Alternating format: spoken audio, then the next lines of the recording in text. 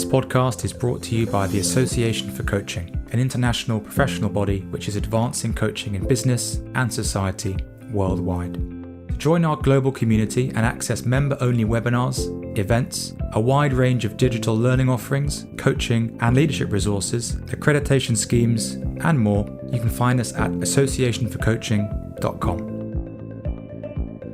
Hello and welcome to another episode of Coaching in the Climate Crisis, a podcast series for the Association for Coaching. My name is George Warren and I'm your host for this series, and today we have part 2 of a fascinating conversation with the founders of the Climate Coaching Alliance, Alison Whybrow, Josie McLean and Eve Turner. So you mentioned that one of the main aims or the purposes for the CCA is to support the individuals and their practices as well, whether that's coaches or leaders who coach. So what are some of the ways that the CCA does that? The core way of it operating is as a community. So we actually quite carefully don't call ourselves an organisation, because we're not. We have been very purposefully decentralised. There has to be something that's at the heart. Someone has to look after the website.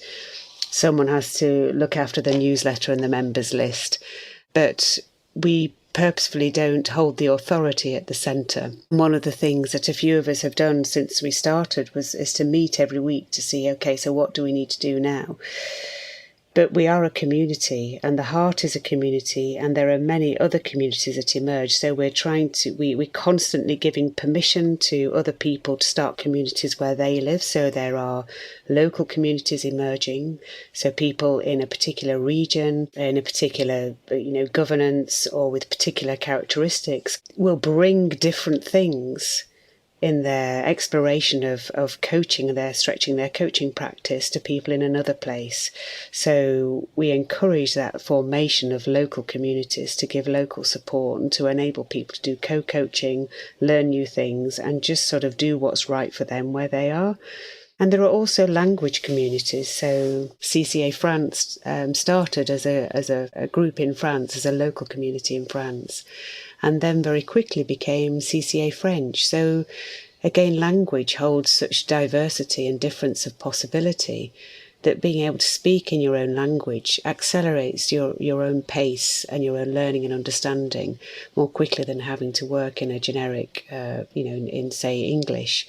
So we really want people to build communities that they're interested in, that they want to take forward, that really fit with their interests and the spaces that they're in. That's only part of the community story, so I'm going to throw that over to Josie and Eve to pick up. So Eve had this absolutely insane idea when we were about 3 months old, that we should engage the global population of coaches with a global conversation, and that we should have this conversation go around the world 1 hour at a time around each of the time zones. And so the first 24-hour global conversation was born. And I think it very nearly killed Alison and Eve. Fortunately, I was asleep while they were doing all of the work. But this conversation became addictive for people. It was really fascinating to watch how people would join a conversation in 1 hour time slot. And for this first conversation, it was the same conversation over and over again each hour. But people would join one conversation, and then you turn up 6 hours later to another conversation, see the same person sitting there in their beanbag, almost asleep, but still not able to leave the conversation. And you could actually hear them developing through that conversation as it cycled around and around. It sounded like it was the same conversation. It had the same structure each time. But, of course, different people were at the conversation, and we were learning socially with each other as we went. So the conversation evolved. And it was just a remarkable way of communicating with each other. And I think people also felt the great sense of acceptance and inclusion from that first event as well. And it positioned us well to grow from there. We've had a second and a third a third global conversation since then, and people love them. The third one was actually put together by our members. We had this. I should let Alison tell this story because it's essentially a large part of Alison's story when she sat there innocently one day and said, "Oh, we could make this. Oh no, it might have been me. We could make this really easy. It could be a simple little conference that our members actually contribute to." And then Alison got hold of the idea. Yes. Do you know that in the film Jungle Book? 20 presentations, we thought. 20? We started about 20. 2, didn't we? We did. The film Jungle Book is where all the elephants are in a line, and they're looking for a volunteer to, and so all the elephants step back, and this one elephant is left, and so that's the elephant that gets volunteered. I think that might have been what happened. I know, I'm only teasing. So I was the one who was voluntold. No, I volunteered to hold this really light event that we were going to do and invite all our members to make happen. And actually they did. It was just amazing. Because back to Josie's idea of let 1,000 flowers bloom. Well, we didn't quite have 1,000, but I think we had 109 sessions in the end. And it just again caught another wave of energy. So many people had a piece of the puzzle that they wanted to share with the community. And actually they created pieces of the puzzle to share with their community. So we had all of these sessions, all of these conversations taking place in parallel across the globe, all kicked off with a wonderful introductory session by Tom Rivett-Carnac, the political strategist who worked alongside Christine Figueres. He came along to talk to us about what he might do, and he immediately said, "Oh, well, this would be wonderful. I can interview my coach." And so he interviewed Joe Confino, his coach, and that kicked off the entire event and really set the energy up beautifully. It was a really great articulation of a coach really able to work in the way that Josie and Eve have been describing with their clients. So that was wonderful. And then we had these 109 events, and it was just so rich. So that was our last global conversation. We survived. We did. To give people a sense of what the CCA is like, those conversations were just extraordinary. They were so broad in their nature. They covered lots of different topics, jazz and climate, and I'm sure Alison will remember lots of them. But the thing that really struck me is everything is accessible. It doesn't matter, to go back to where we started, it doesn't matter where people are in their journey. There was something for everyone, and no one needed to feel that they weren't, knowledgeable enough, or because people were setting up sessions who were right at the start of their journey. They were beginning to think about it, and they were being curious, but perhaps not with lots of knowledge. And then there are other people who were, far into their journey, but it just didn't matter. Everyone could attend anything and be welcome and feel really engaged and valued, and their opinion valued. And so I think that's what I want people to get a sense of about the CCA. Everyone is really welcome. It's invitational. It's respectful. People listen, and people are curious, and everyone shares that curiosity and that desire to really learn. And can I just add on to the end of that, please, Eve? The other thing is that we have become a genuinely global network. So there are people that join us from Afghanistan, from South Africa, from Puerto Rico, from Japan, a few from China, Australia, New Zealand, Indonesia, Singapore. Most of our membership is in Europe and the UK because of Eve and Alison's strong networks there. There's a really flourishing community in North America as well, but also people joining us from South America. So it is a genuinely global network, which makes us attractive to other organisations looking to do things on a global basis.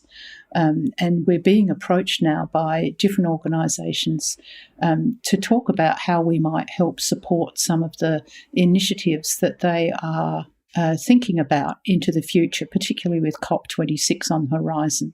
So it's not that we want to become a directory of coaches into the future, but we are seen as a place where, oh wow, there's 1,200 coaches globally that are really interested in learning and developing themselves in this area, and we're growing each week. And after the next global event, whatever that is, we will take another step change. I believe that the energy will rise again. It's really important to recognise that genuinely global approach that has been nurtured really strongly. And on the practical level, every month there are members' meetings on the first Monday of every month, always the first Monday of every month. And then there are new members' meetings on the first Monday of every month. So people always have opportunities to come in, to meet people, to have conversations, to build collaborations. And one of the beautiful things about the last event was how many collaborations were taking place with people in different parts of the world because they'd met through the CCA. And that was happening both in setting up webinars for that day, but also in terms of people now doing work together and perhaps putting on programs together. So it's just a wonderful place to meet, to talk, to collaborate, to feel supported. Picking up on that last point, Eve, that's truly wonderful about how people have just, someone said, I'd like to run a session on this, but I don't know how to do that bit. And someone else from another part of the world says, well, I know how to do that bit, so let's get together and make it happen. There's such openness and generosity. And going back to the 4th of March event, the last global 24-hour conversation, what happened was we started with the scaffolding, and we tried to imagine that the scaffolding would be a shape. And then people would come and say, well, I want to put this on there. And so we had to change the shape of what we were doing to accommodate the diversity of ideas and what people needed. And I think that's one of the things that's a fundamental thread within the CCA. It's people say, this is what I want to do. And we go, well, how can we do that within our purpose? Oh, well, we'll just change this, or we'll move it that way. So it's not fixed. It's a moving, organic community. And so even last week, I was talking to a group of internal coaches in a UK organisation, and the lead for that initiative said, well, I'd really love to talk to other people who are holding internal coaches in their organisation. And so he said, well, you could set up a community around that, a community of interest with people who want to talk about internal coaching programs or internal coaching challenges. And so that's how things happen. People have an idea, they find someone else who's got a similar idea, and they get together, and then a whole area flourishes. So that's how it works. You can do what you want to do in service of the CCA's purpose, and you don't need permission. You just usually need to find someone else to start to have the dialogue with. Thanks, Alison. And hearing you speak, I'm reminded of the coaching skill of providing that space and holding that space and allowing the client, but in this case, allowing the members to connect with each other and collaborate and watch the beautiful things, the thousands of flowers that are blooming, having just given them the opportunity to do so. To me, that would be a summary of the CCA, really. That is the idea. It is just to be there. We thought there was a need for something to be there, but not to necessarily fully define what that something is, because it was just a space for community to grow. And that's really comes back to what Alison was saying about living systems principles. Something I'm noticing in this conversation, but what I also really admire about the CCA is that, we've spoken about community on this call, inclusion, curiosity, accessibility, no price barriers. And there's something for me about you modeling the kind of, society and communities and future that you want for the future of the planet and the people. Absolutely. How can you bring something new into being if you're not being that thing? We are very deliberately trying to experiment with and model a new way of developing a movement and a network of coaches who can influence the future in a different way. not repeating the patterns of old, but actually finding new patterns to create a new future. So we are very deliberate about that, George, and it's really lovely to hear you say it and to notice it. I think I'll just riff on that for a little bit. It's one of my pet subjects that I can rant on for a long time. Like the transformation that's required at this point in time is more than just maintaining the same structures and doing things differently. We actually need to change the very structures and what we're doing, because the structures influence the way people actually do things. So if you think within organisations and the way they are structured in silos and they're structured on the metaphor of a machine, for example, that very metaphor and the very way we structure our work and the way we organise work, the way we put KPIs throughout the organisation down to individuals, all of that is underpinned by unconscious assumptions about how the world works. And it is our work, I think, as we try to transform to something new, to recognise those assumptions and to raise them up into the light of day and say, are they serving us, or do we actually need to let them go now? And what are the new ways of operating and the new assumptions that we're going to use in their place?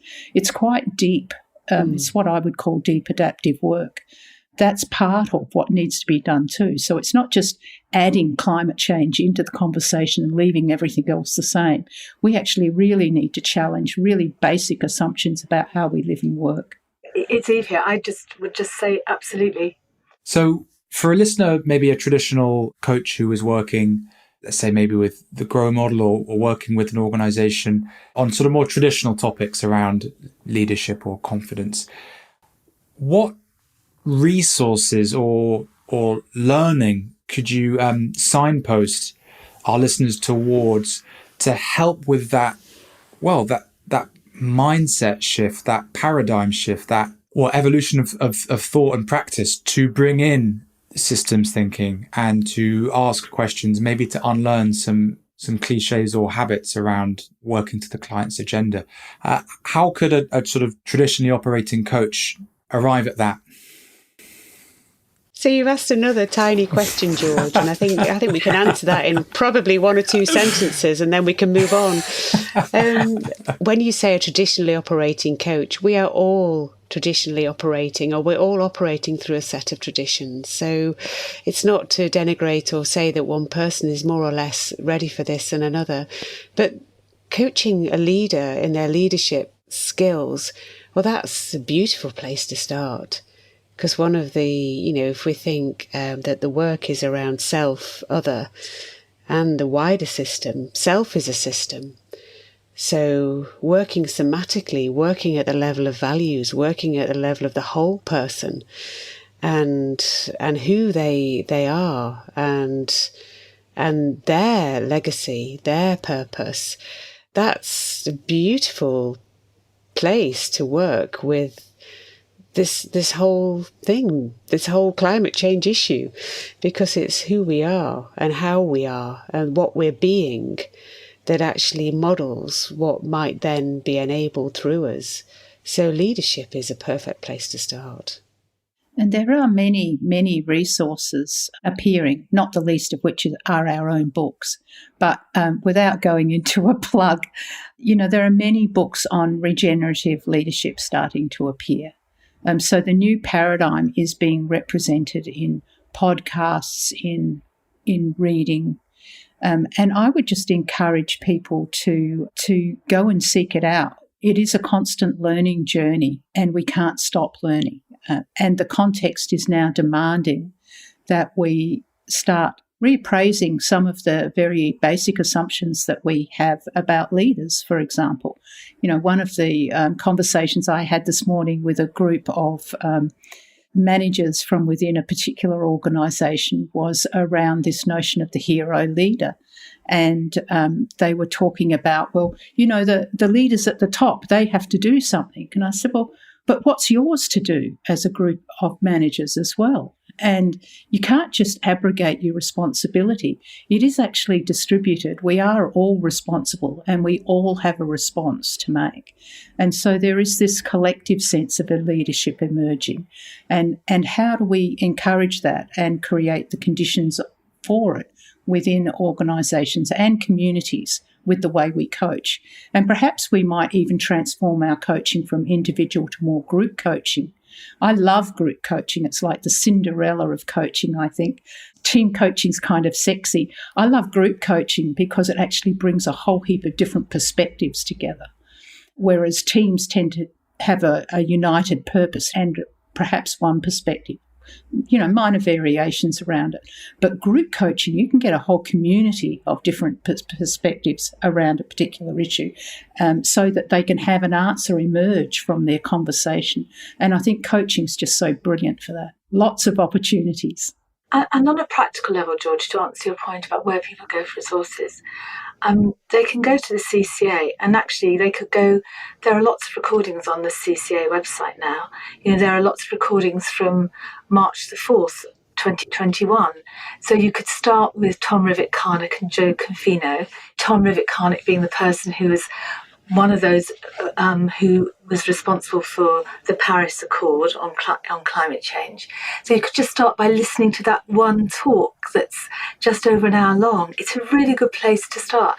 And then you might just dip into one or two of the other recordings and just, tone the water. Free, there's no charge to it. Can listen on audio or video.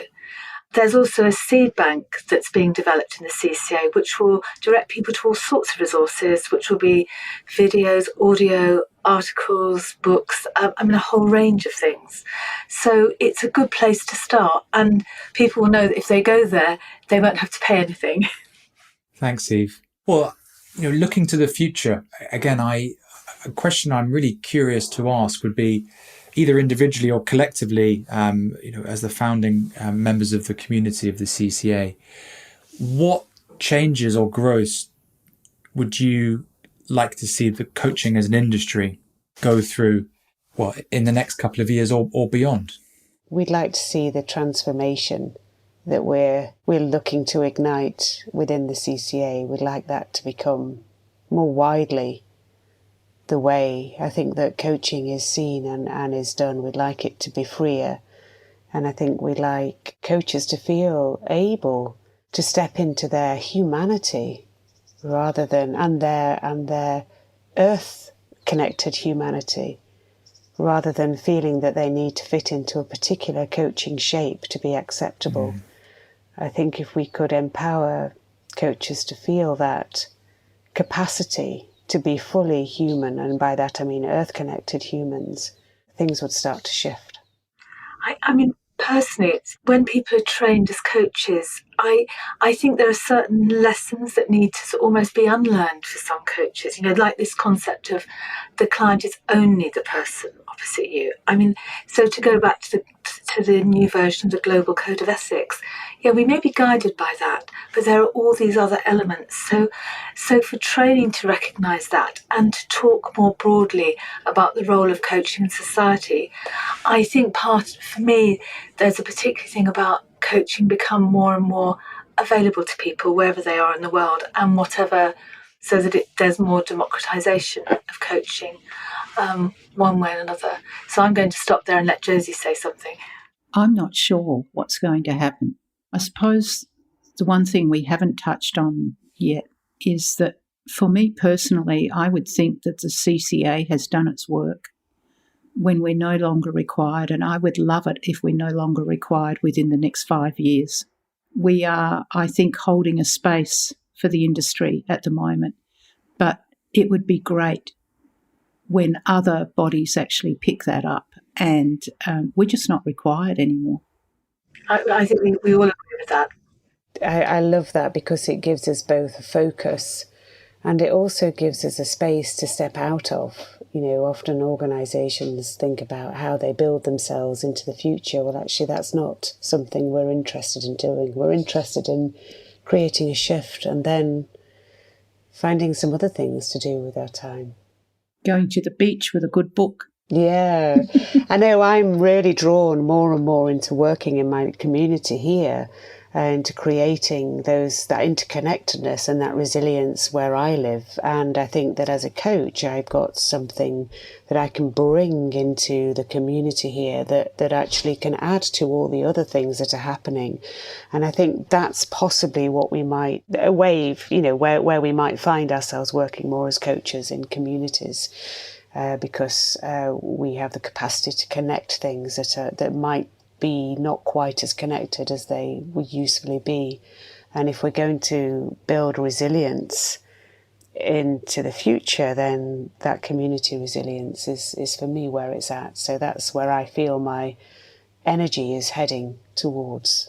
I'm noticing, Eve, when you were speaking about the sense of coaching and the benefits of coaching being accessible, that's one of my core drivers and beliefs as a coach. And I was allowing myself to daydream what a future could be like if coaching and the benefits of coaching were much more freely accessible to many more people across the world.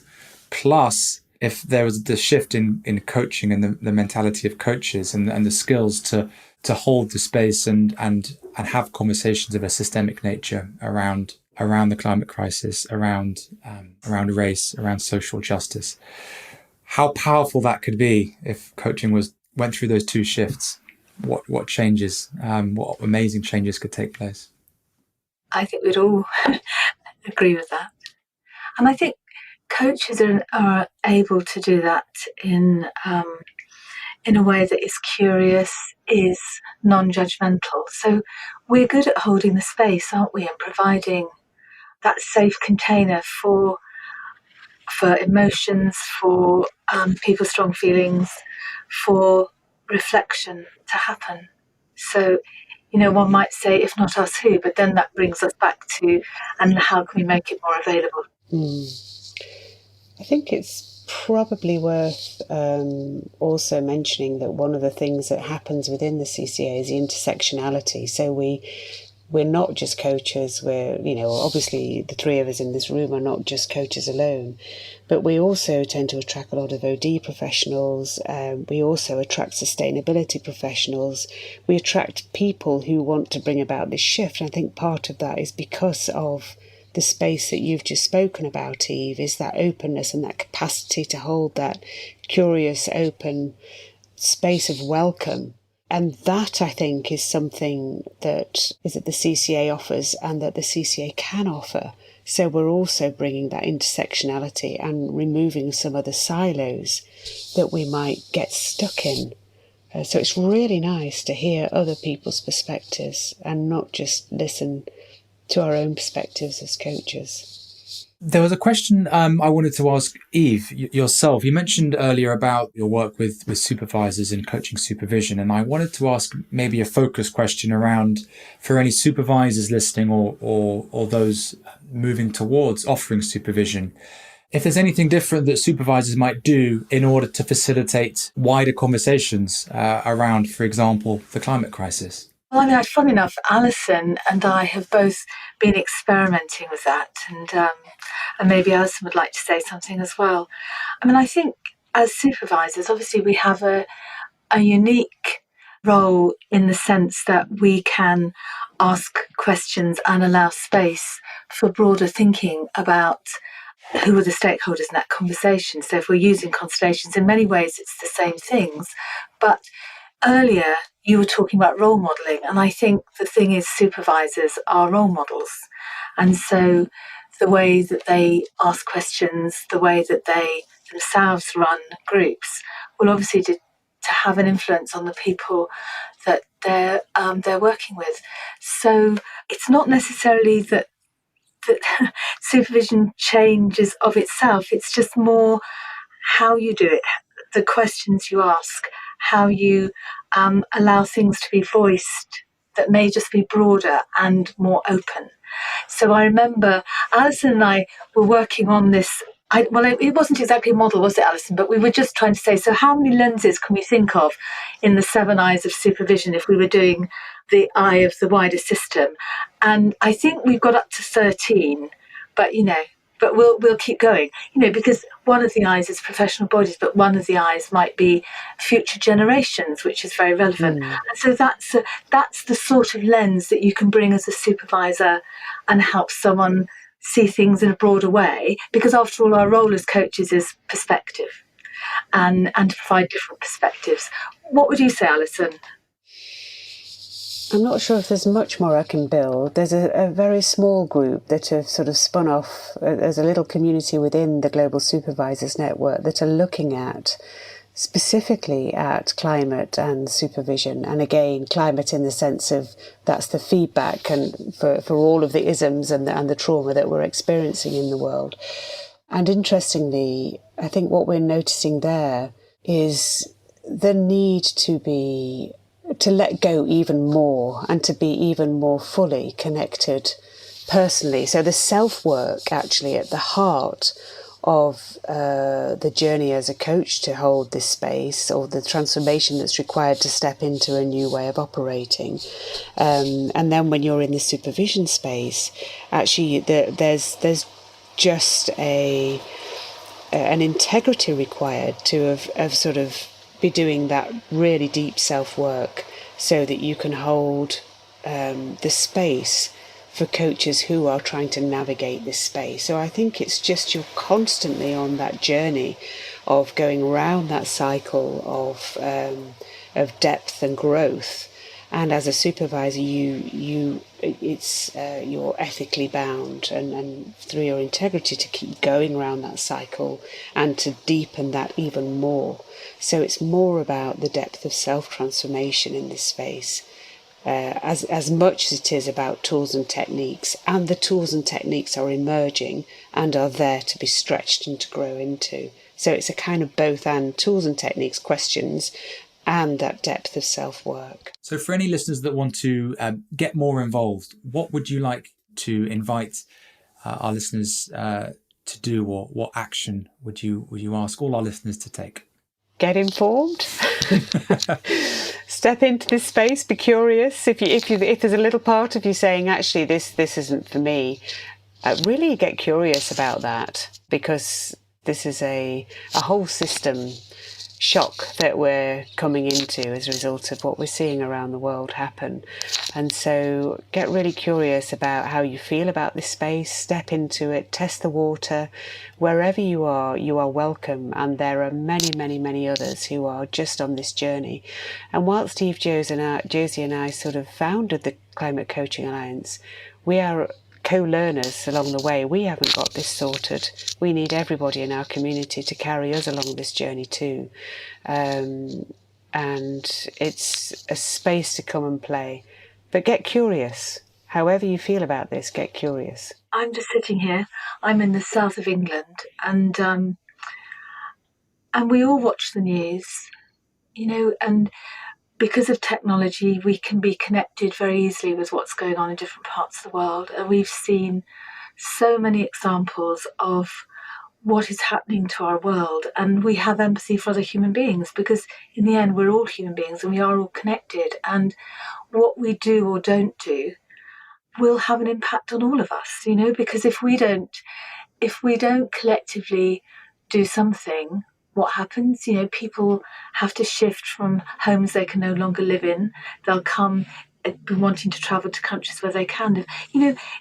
Everything is connected, and we can't be aside from it because we're all part of it. And so I think it's just about dipping our toe in the water and not putting pressure on ourselves in the sense of anything we ought to do, but just read something. Maybe just go to. We use a model that Peter Hawkins developed about 5 stages, and the first stage is really just about being curious, just about finding out a little bit, and being interested, not with pressure, but just be interested and talk to other people, because other people do want to talk about this. That came up earlier.